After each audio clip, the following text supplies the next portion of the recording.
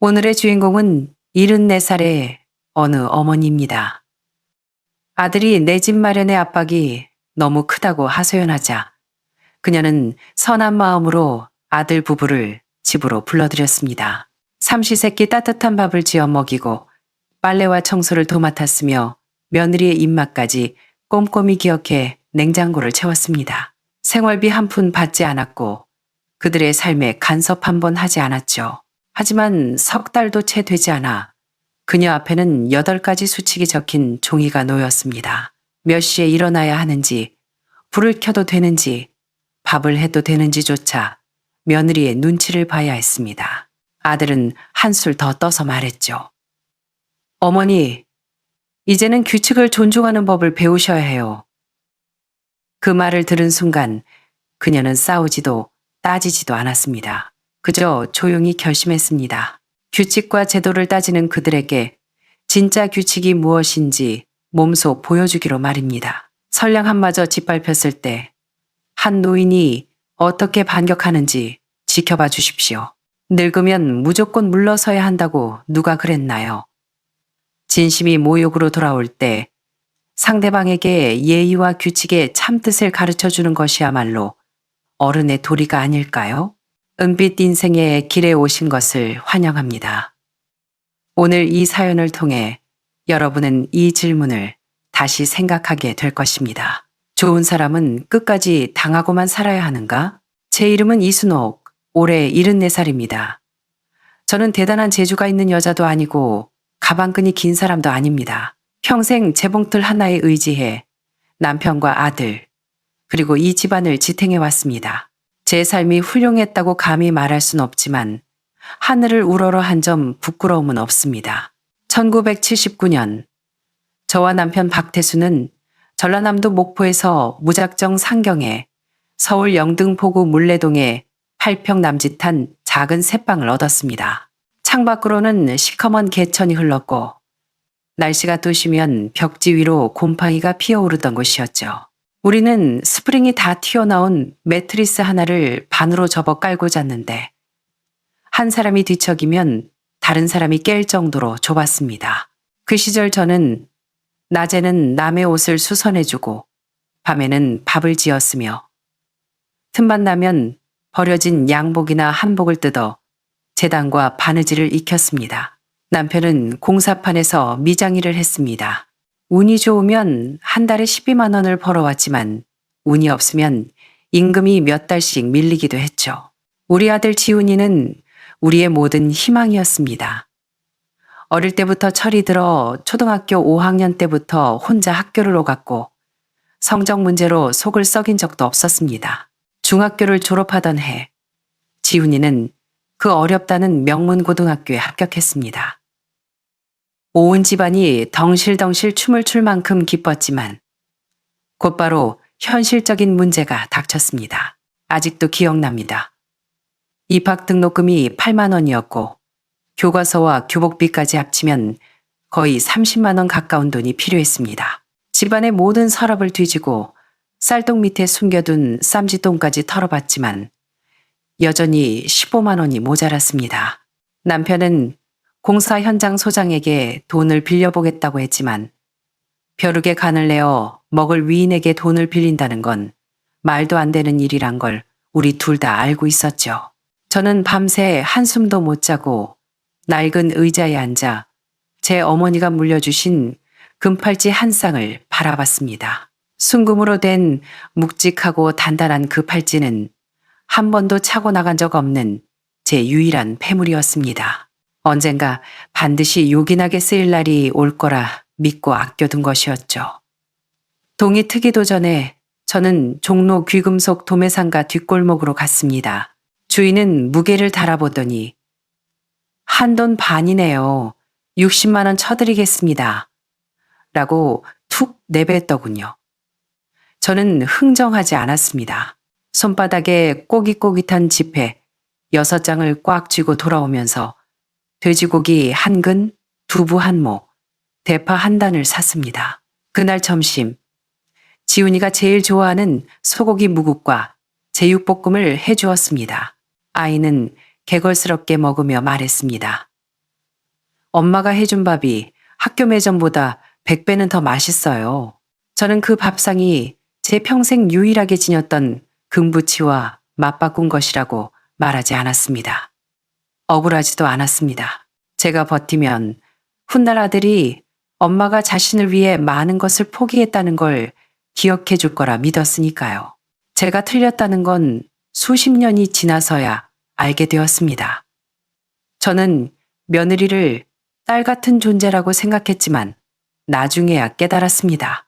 어떤 며느리들은 가족이 되러 들어오는 게 아니라 자기 이익을 챙기러 입장한다는 것을요. 그들은 함께 살러 오는 게 아니라 자리를 차지하러 오는 것이었습니다. 아들 지훈이가 30살 되던 해 여자친구라며 집에 데려온 아가씨가 있었습니다. 이름은 최서연.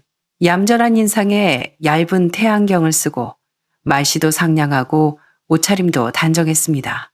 처음 인사 오는 날이라 저는 갈비찜, 잡채, 삼계탕에 걔가 본 적도 없을 귀한 떡까지 한 상 가득 차렸습니다.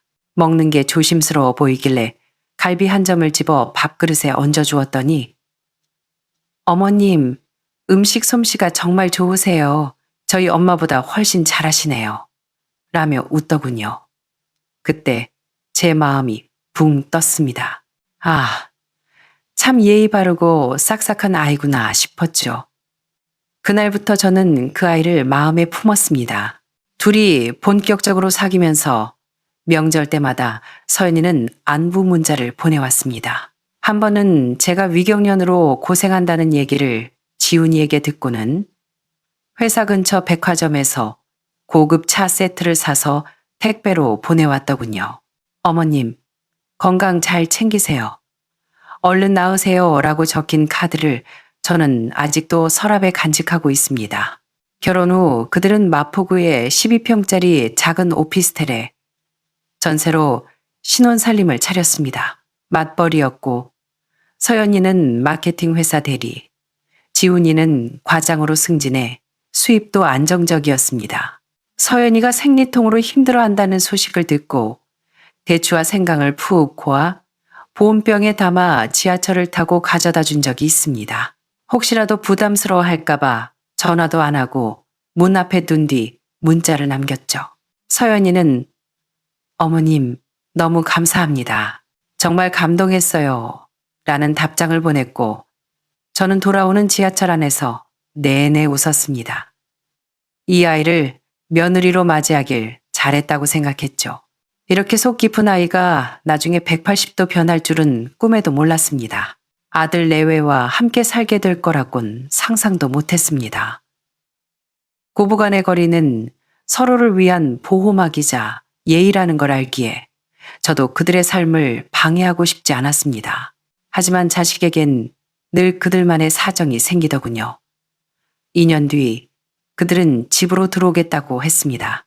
서연이가 임신을 했는데 전세금이 폭등했고 입덧이 심해 회사를 그만두게 되었다는 이유였습니다. 지훈이가 말했습니다. 엄마, 전세금 대출 이자가 너무 부담스러워요. 이대로는 내 집 마련할 종잣돈을 절대 못 모을 것 같아요. 몇 년만 본가에 들어가 살면서 돈 모아서 분가하면 안 될까요? 저는 잠시 멈칫했습니다. 싫어서가 아니었습니다. 같이 살면서 생길 갈등이 두려웠기 때문입니다. 하지만 지훈이의 간절한 눈빛을 보니 거절할 수 없었습니다. 자식들이 덜 고생했으면 하는 마음에 승낙하고 말았죠. 그래, 너희가 불편하지 않다면 들어와라. 방도 남는데 뭐 어떠냐. 그날 밤 저는 빈 방에서 지훈이의 어릴 적 장난감과 상장들을 꺼내 닫고 정리했습니다. 벽지가 낡은 곳은 꼼꼼히 보수하고 마치 새 식구를 맞이하듯 구석구석 쓸고 닦았습니다. 그때만 해도 그 방이 나중에 제가 얼씬도 하기 싫은 공간이 될 줄은 몰랐습니다. 그들이 이사 오던 날은 습하고 무더운 6월의 토요일이었습니다. 저는 새벽부터 시장에 나가 서연이가 좋아한다는 단호박과 싱싱한 농어, 그리고 아들이 좋아하는 장조림용 고기를 샀습니다. 맛있는 젓갈을 사려고 일부러 먼 시장까지 걸어갔다 왔죠. 임신 3개월이라 입맛이 까다로울 테니 입에 맞는 반찬을 해주고 싶었습니다. 점심상을 차려내 갔을 때 밥은 갓 지은 백살밥이었고 반찬에선 김이 모락모락 났습니다. 그런데 서연이는 조림 생선을 한 입 먹더니 씹다 말고 젓가락을 내려놓더군요. 어머님, 음식이 좀 기름진 것 같아요. 요즘 영양사분이 그러는데 임신 중에는 자극적인 거 피해야 한대요. 저는 숟가락을 멈추고 웃으며 말했습니다. 아, 그래? 다음부턴 좀 심심하게 하마. 서연이는 대꾸도 없이 밥알을 깨작거리며 단호박 조림을 접시 구석으로 밀어냈습니다. 지훈이도 별말 없이 밥을 먹으면서 스마트폰만 들여다보더군요. 얼굴이 화끈거렸습니다. 밥이 뜨거워서가 아니라 말로 설명할 수 없는 민망함 때문이었습니다. 식사가 끝나자 서연이가 일어나며 말했습니다. 어머님, 거실 소파가 너무 낮아서 허리가 아파요. 이따가 지훈 씨랑 새거 보러 갈 건데 바꿔도 되죠? 저는 입꼬리가 살짝 떨렸지만 아무 말 못했습니다. 그 소파는 저와 남편이 20년 전 큰맘 먹고 장만한 원목 가구였습니다. 딱딱하지만 튼튼해서 남편이 살아생전 그 위에서 신문을 보고 저는 옆에서 뜨개질을 하던 추억이 서린 물건이었죠. 하지만 저는 고개를 끄덕였습니다. 그날 저녁, 며느리는 사람을 불러 소파를 실어 보냈습니다. 찻상과 낡은 TV, 장식장까지 공간만 차지한다는 이유로 함께 처분되었습니다. 베란다에 서서 제 추억이 담긴 가구들이 트럭에 실려 나가는 걸 보는데 가구가 트럭 짐칸에 부딪히는 쿵 소리가 제 가슴을 때리는 것 같았습니다. 그날 밤 서연이와 지훈이는 피곤하다며 일찍 방문을 닫았습니다. 부엌을 정리하고 셋의 빨래를 돌린 뒤 방으로 돌아오다가 저는 남편의 영정사진과 위패가 다용도실 구석, 종이박스와 잡동사니 사이에 처박혀 있는 걸 발견했습니다. 먼지가 뽀얗게 앉은 채 창고로 쫓겨난 내 과거들. 저는 쭈그리고 앉아 액자를 닦아 제 방으로 가져왔습니다. 그때 분명히 느꼈습니다. 이 집에서 물건들만 바뀌는 게 아니라 저의 흔적이 지워지고 있다는 것을요. 다음 날부터 며느리는 부엌 정리를 시작했습니다. 제가 쓰던 뚝배기를 너무 낡아서 인덕션에 안 맞는다며 치워버리고 어머님, 인덕션 하나 들이시는 게 어때요? 라고 하더군요. 제가 기계 다룰 줄 모른다고 하자 배우시면 되죠. 유튜브에 다 나와요. 라며 웃는데 그 웃음 뒤에 차가운 칼날이 느껴졌습니다. 나중에는 제 낡은 재봉틀마저 뒷베란다로 옮겨놓고 큰 천으로 덮어버렸습니다. 아기 옷 말릴 공간이 필요하다면서요. 저는 아무 말 없이 고개만 끄덕였습니다. 그 재봉틀이 다시는 안방으로 돌아오지 못할 것임을 직감했습니다. 일주일 내내 저는 제 집이 아닌 낯선 숙소에 머무는 기분이었습니다. 며느리는 새 소파, 새 전기포트를 들였고 심지어 제 손에 익은 식칼까지 독일제라며 바꿔버렸습니다. 칼이 너무 날카롭고 무거워 두부를 썰다 손을 벨 뻔했죠. 지훈이는 그저 고생했어, 천천히 바꿔 라며 아내를 다독였고 저에게는 엄마, 요즘 젊은 애들은 스타일이 다르니까 좀 맞춰주세요 라고 했습니다. 그 맞춰달라는 말이 제 귀에는 설치지 말고 가만히 계세요 로 들렸습니다. 저는 화를 낼 수가 없었습니다. 속으로 사귈 수밖에요. 하지만 뱃속에 담아두는 것도 한계가 있는 법입니다. 며느리가 제 밥이 짜다고 타박하고 칼질 소리가 시끄럽다고 눈치를 주고 20년 된 제 의자를 고물 취급할 때 저는 이 집에서 조금씩 밀려나고 있었습니다. 욕 한마디 안 하고 삿대질 한 번 안 했지만 그들의 말과 행동은 저에게 당신은 그저 얹혀 사는 사람이라고 말하고 있었습니다. 집안 공기가 묘하게 변했습니다. 싸우는 소리는 없었지만 등 뒤를 서늘하게 하는 침묵이 흘렀죠. 어느 날 밤 9시쯤 부엌에서 막 걸레질을 끝내고 보리차를 끓이려는데 며느리가 안방에서 나왔습니다. 찜질팩을 끌어안고 약을 찾더니 불을 보며 말했습니다. 어머님, 안 쓰시면 불 좀 꺼주세요. 요즘 전기요금이 너무 많이 나와서요. 저는 멍하니 서 있다가 말없이 가스불을 끄고 전등 스위치도 내려버렸습니다. 다음 날 아침 냉장고 문에 A사 용지가 한 장 붙어 있었습니다. 붉은색 글씨체로 출력된 그것은 공동생활 수칙이었습니다. 1. 사전 동의 없이 외부인 초대 금지. 2. TV나 라디오 볼륨 크게 틀지 말 것. 3. 취침 시간에는 수면 방해 금지. 4. 음식은 저염식으로 기름기 줄일 것. 5. 월 전기요금 5만 원 이내 유지. 6.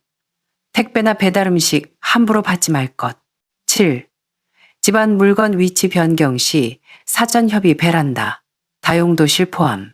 8. 거실 인테리어 임해 변경 금지. 저는 회사 공고문 같은 그 종이를 한참 바라보다가 아들의 방문을 두드렸습니다. 지훈아, 일어났니? 네, 엄마. 왜요? 냉장고에 붙은 저 종이 네 처가 쓴 거냐? 아들은 머뭇거리더니 말했습니다. 아, 그거요. 서연이가 그냥 같이 사니까 룰이 있으면 좋겠다고 해서. 룰이라니? 이게 나보고 지키라고 쓴 거냐? 아들은 시선을 피하며 낮게 말했습니다. 꼭 엄마한테만 하는 말은 아니고요. 서로 사생활 침해 안 하고 질서 있게 살자는 거죠. 내가 네 애미다.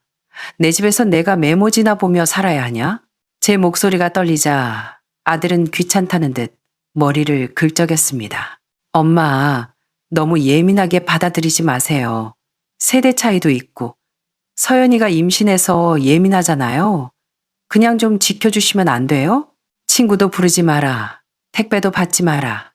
베란다도 건드리지 마라. 저는 아무것도 하지 말고 죽은 듯 살라는 뜻이냐고 묻고 싶었지만 입술을 깨물고 돌아섰습니다. 그날부터 저는 강박증 환자처럼 행동했습니다.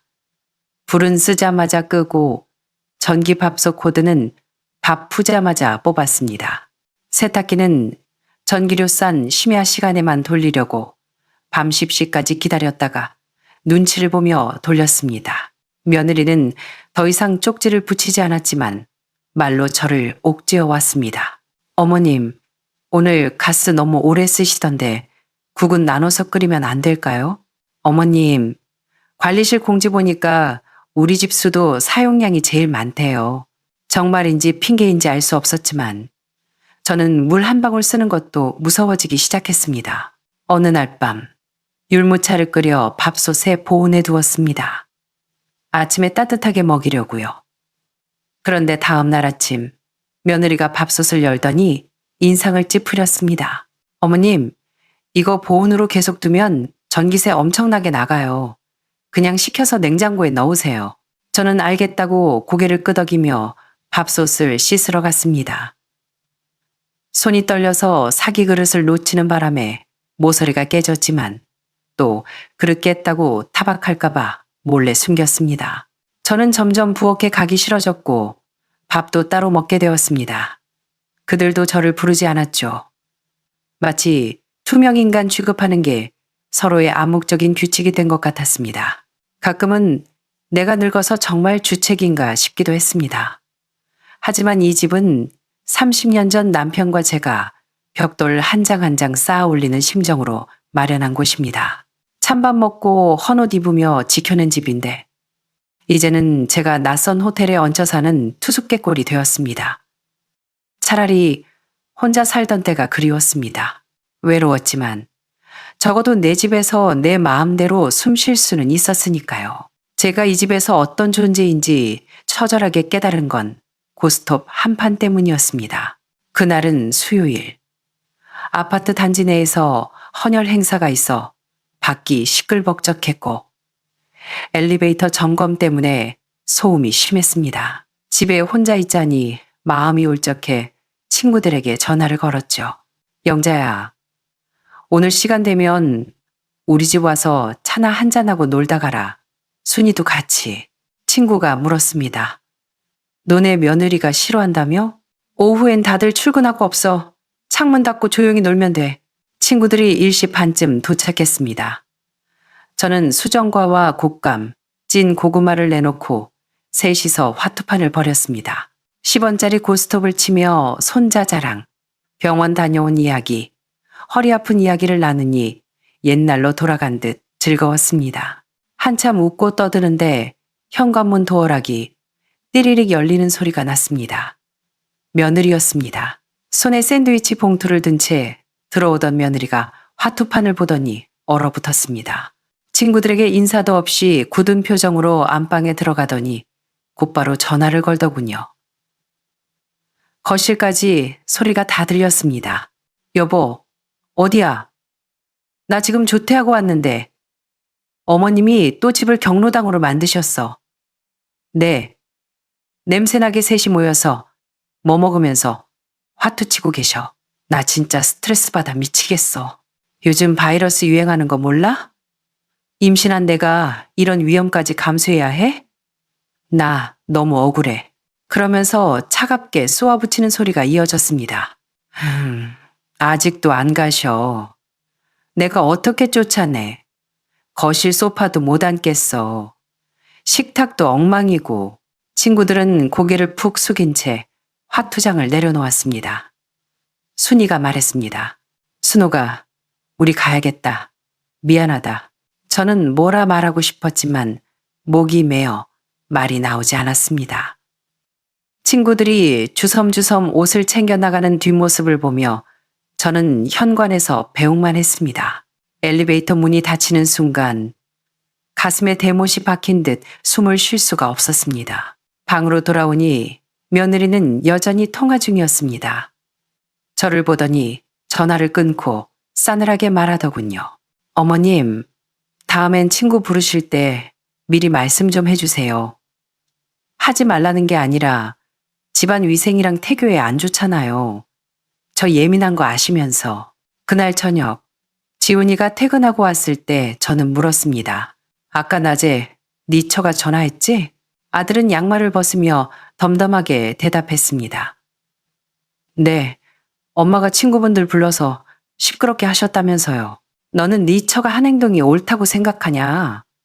내 친구들 면전에서 그렇게 큰 소리로 무안을 주는 게 맞아? 지훈이는 잠시 침묵하더니 말했습니다.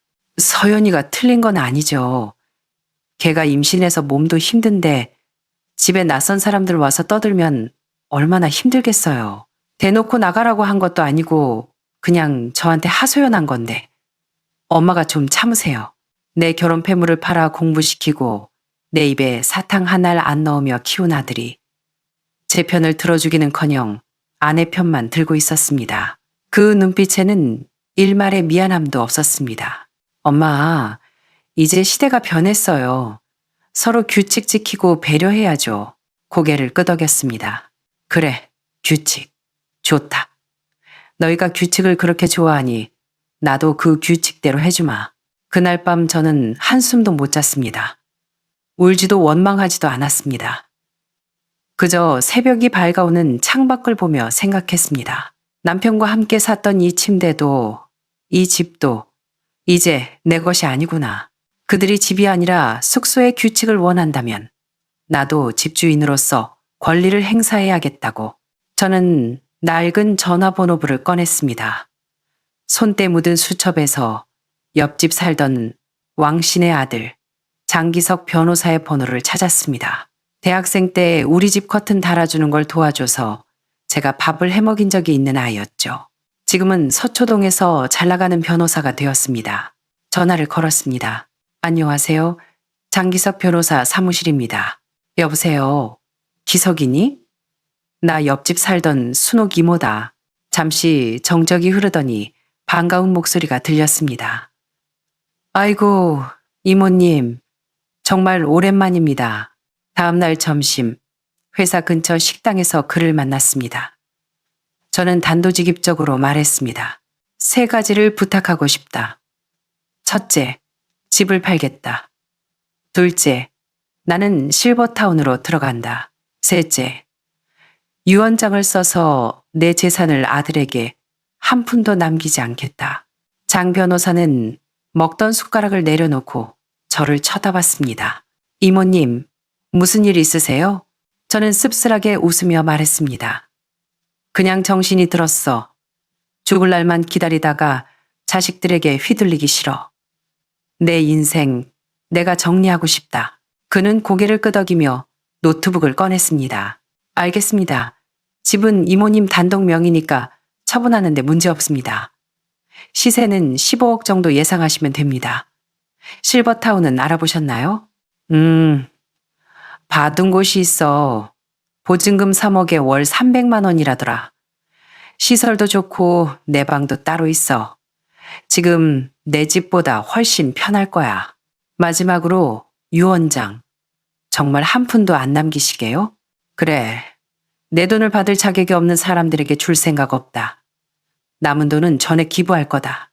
미혼모 시설, 노인 법률 구조 공단, 그리고 노숙인 쉼터 재건 사업. 이 세 군데로 지정해 다오. 그는 이유를 물었습니다. 미혼모는 혼자 아이 키우는 게 얼마나 힘든지 아니까. 노인 법률은 나처럼 법 몰라서 당하는 늙은이들 없으라고. 노숙인은 내가 하마터면 길바닥에 나 앉을 뻔했으니까. 장 변호사는 제 뜻을 완벽하게 처리해주겠다고 약속했습니다. 그리고 조심스럽게 덧붙였습니다. 집하는 거 알면 아드님 내외가 가만히 있지 않을 텐데요. 상관없어. 누가 진짜 집주인이고 누가 진짜 규칙을 깨트렸는지 알게 해줘야지. 집으로 돌아와 저는 짐을 정리하기 시작했습니다.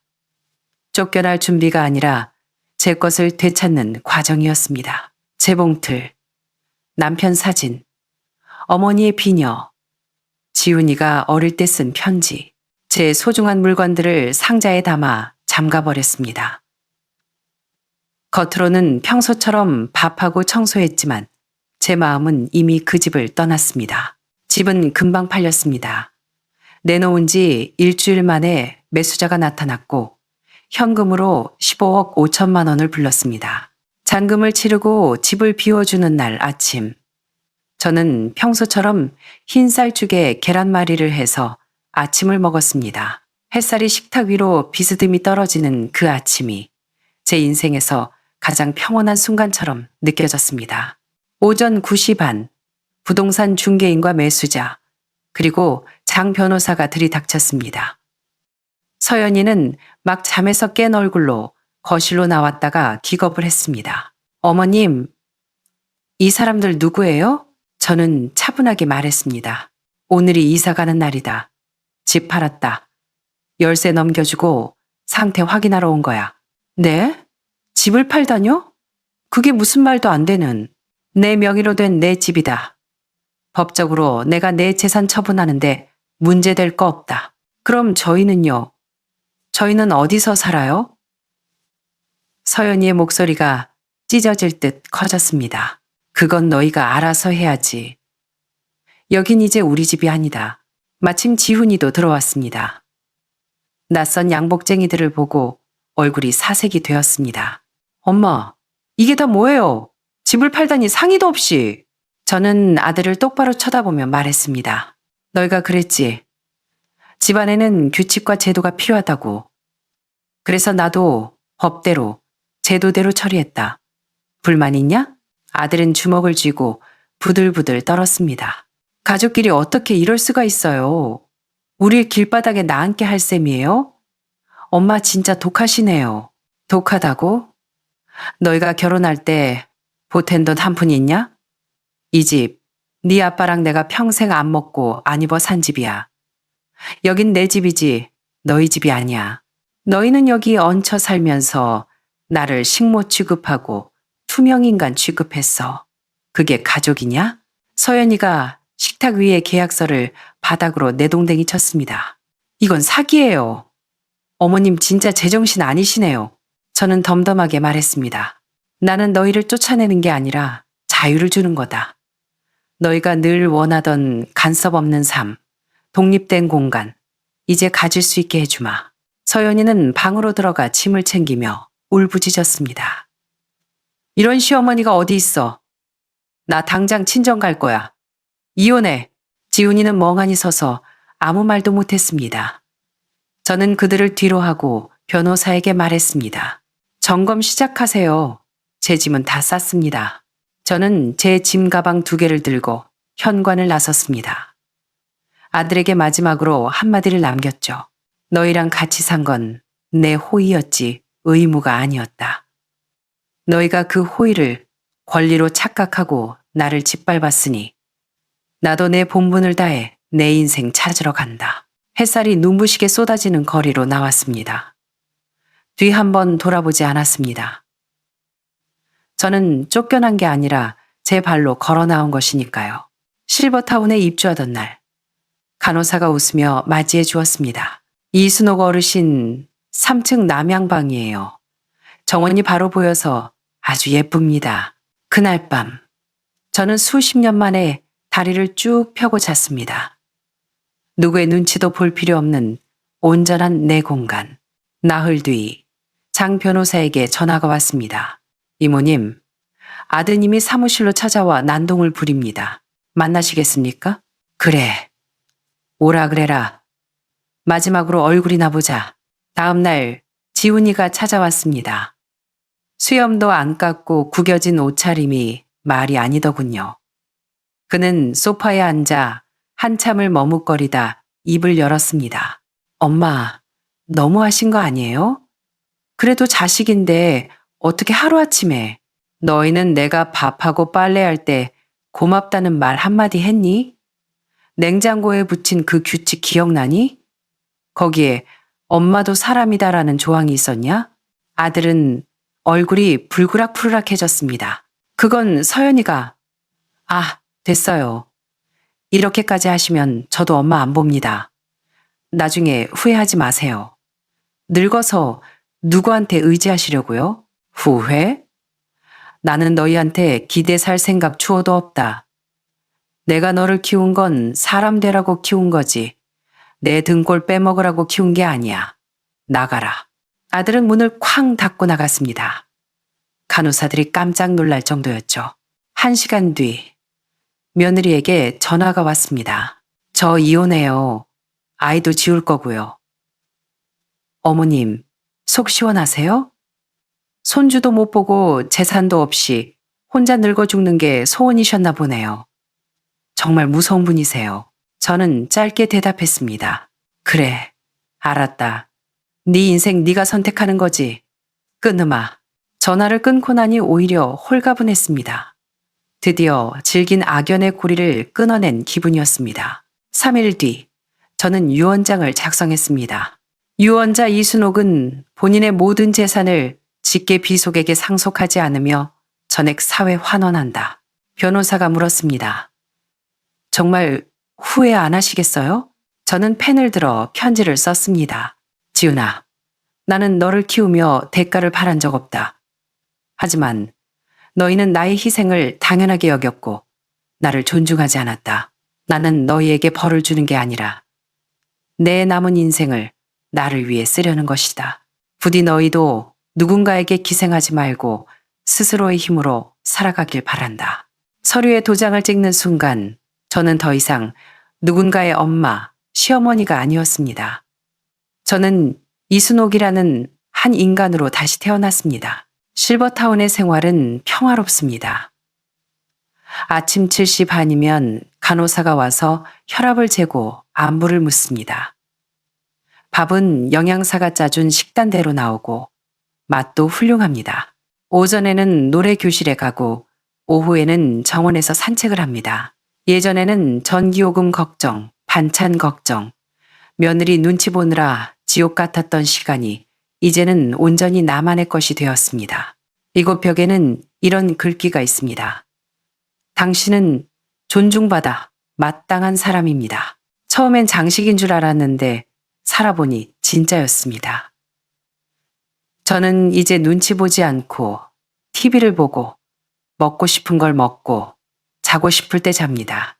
어느 비 오는 오후 옆방의 새로운 할머니를 위해 목도리를 뜨고 있는데 노크 소리가 들렸습니다. 어르신, 아드님이 찾아오셨는데요. 가슴이 철렁했지만 저는 담담하게 들어오라고 했습니다. 지훈이는 구숙해진 얼굴로 들어와 제 앞에 무릎을 꿇었습니다. 엄마, 잘못했어요. 제가 정말 나쁜 놈이에요. 서연이랑 헤어지고 고시원 살면서 엄마 생각 많이 했어요. 제가 미쳤었나 봐요. 용서해 주세요. 눈물을 뚝뚝 흘리는 아들을 보며 마음이 흔들리지 않았다면 거짓말이겠죠. 하지만 저는 알고 있습니다. 지금 받아주면 똑같은 일이 반복될 뿐이라는 것을. 저는 뜨개질하던 손을 멈추고 아들의 손을 잡지 않은 채 말했습니다. 지훈아, 사과는 받으마. 하지만 내 결정은 변하지 않는다. 나는 지금 내 삶이 너무나 만족스럽다.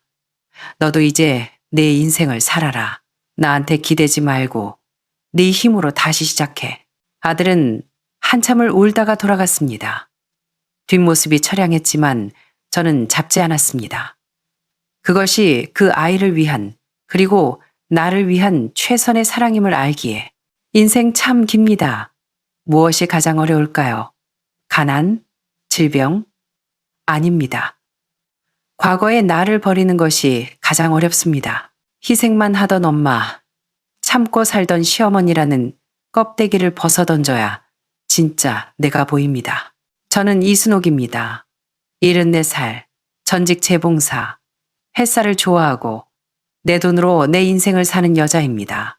지금 이 방송을 듣고 계신 분들께 꼭 해주고 싶은 말이 있습니다. 자식에게 모든 걸 주지 마세요. 돈도, 집도, 마음도 남겨두세요. 여러분 자신을 위해서요. 그리고 며느리나 사위, 자식 눈치 보느라 여러분의 존엄을 바닥에 버리지 마세요. 참는 게 능사가 아닙니다. 참다 보면 그들은 그게 권리인 줄 압니다. 호의가 계속되면 권리인 줄 안다는 말 뼈저리게 느꼈습니다. 이제 저는 양보하지 않습니다. 제 남은 날들은 오직 저를 위해 쓸 겁니다. 여러분은 어떻게 생각하십니까? 늙었다고 해서, 가족을 위해 평생 희생했다고 해서 내 집에서조차 죄인처럼 살아야 합니까? 폐륜이라 욕할 수도 있고 너무 늦게 깨달았다고 혀를 찰 수도 있습니다. 하지만 중요한 건 늦게나마 나를 찾았다는 것입니다. 비슷한 상처를 가진 분들이 계신다면 댓글로 이야기해 주세요. 당신의 용기 있는 한마디가 누군가에게는 큰 위로가 될 수 있습니다. 오늘 제 이야기가 여러분의 마음에 작은 파동을 일으켰기를 바랍니다. 감사합니다.